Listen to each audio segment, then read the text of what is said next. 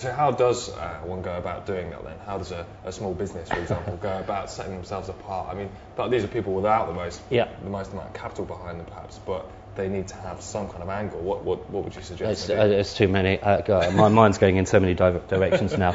I mean, there's never one solution, and I think we're learning that all over again. And you just have to everywhere there's a hole in your marketing, you've got to patch it. There could be 1,000 different things you need to be doing, and each little one will bring one customer in. So SEO and landing pages and everything you can in that respect. Twitter, even traditional print advertising is still a place for that. Online advertising. Building ambassadors is a really important thing. Building retention and your retention programs, but I think there's a lot of luck, and I think one really important thing, and it's probably the most important of all, is positioning yourself correctly. And I don't know if that's luck or. You mean that from a marketing perspective? No, I mean from a branding perspective, actually. But obviously it follows in your marketing as well. I think we've seen a couple of similar businesses to House Bites. I mean, I assume you realise House Bites is we call it a take on takeaway. Yeah, we should explain maybe what. Yeah, it's a whole new way of having food delivered to you. Yeah. We have a network of local chefs all around London, and you go online and choose what you want, just like you would in an Indian restaurant online, and that chef will deliver it round. But chefs that have worked at the Ivory, as well as really amateur chefs that are just such great cooks, they've all been taste tested before, and it's generally the same price as a pizza. Amazing. No, we like it, yeah. But when I was reading about it, I couldn't understand why someone hadn't done that before. And I think you mentioned yourself, you did the research, and it didn't seem to be. Look, there is no one. There's third-party aggregates like Just Eat and Hungry House. Yeah, of course. And I think they lose the relationship with the customer, which we don't, because all our chefs are branded as House Bites. The House Bite process all the way through, and if a customer has a problem, they come to House Bites, which is difficult through aggregator-type sites. But what I meant by positioning earlier is I think one in America. Also, doing very similar to us, but they're positioning it as we've got a personal chef that will come to you. It will cost you, $1,000 to have a private chef cater for you, and we didn't want to do that because I think it's out of people's behaviour pattern, but mind kind of shift. You know what I mean?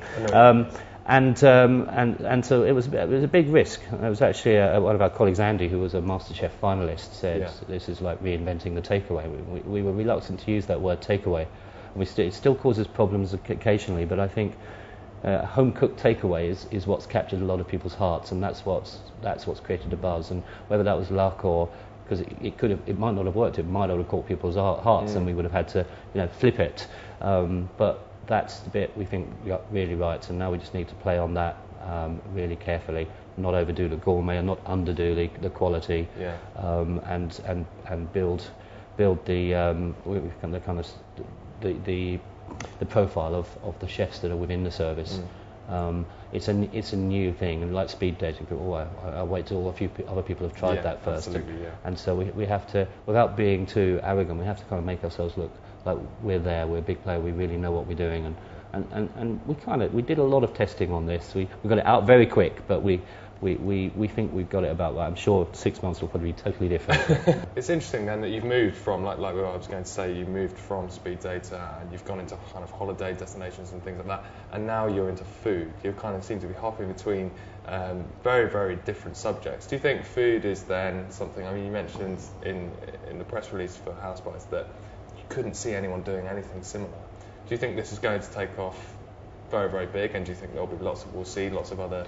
Yeah, well, obviously I do think that, but I see everyone and their uncle pitching their business to me on a networking event and saying how theirs is going to be the next big thing, and it's occasionally you cringe, and then a few months later you see that they're massive.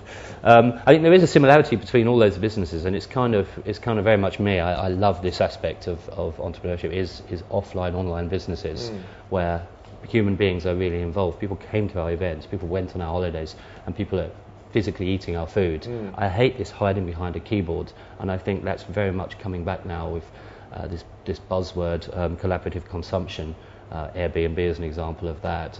There's I've forgotten what it's called, but where you can borrow money off peers within a network rather than going to the banks. Whipcar, where you borrow your neighbour's car for a price, and things like excellent websites like FreeCycle, where you can get rid of all this stuff.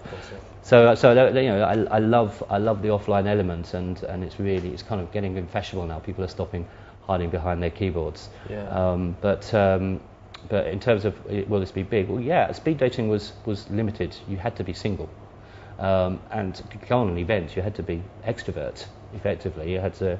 Online dating was very much. I'll probably never meet that person, but at least I can have a conversation with them online. And speed dating, you had to go out. The holidays, you had to go out, and this is food. It's you don't have to be single. You don't have to be a graduate. You can be any age. You just have to eat. So, as an online entrepreneur, then Simon, what are the big issues facing? I mean, like you say, it's so easy. Well, it's pitched as very easy now for someone to start a business online. All you need is a website and a kind of product. It said. What are the major challenges ahead of someone who wants to start an online business? I think there's three. There's the idea, and really testing it. Too many people want to just get so stuck in their own idea, don't know when to fail.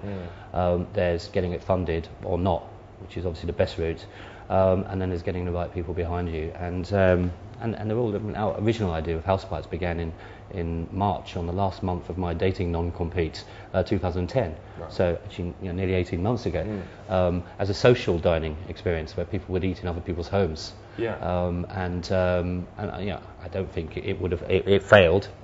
We just found a killer idea during that process that we thought, hey, this is much better.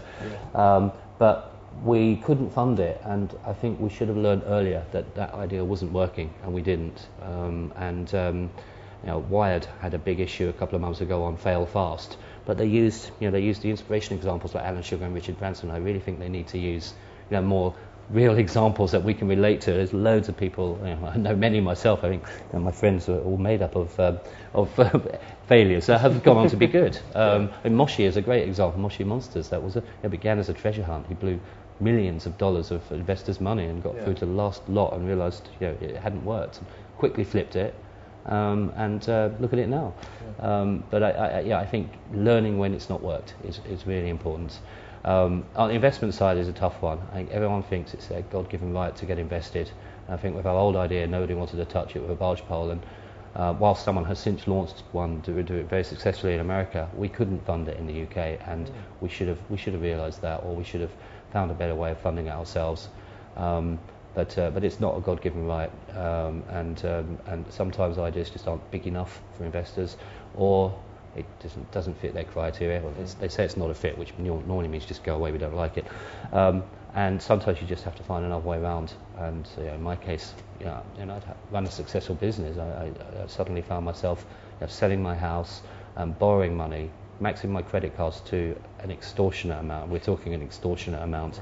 And then borrowing some more money, and I literally have downgraded myself from a good lifestyle to quite a modest lifestyle. I mean, if you can't do that, and it's great. Paul Graham, if you look up his blog, he has a great quote on it, and I mean I can't quote it word for word, but if you haven't given up everything, sold your flat, stole your family's money, and borrowed off your friends till they hate you so much, lived on the streets, then you're not an entrepreneur.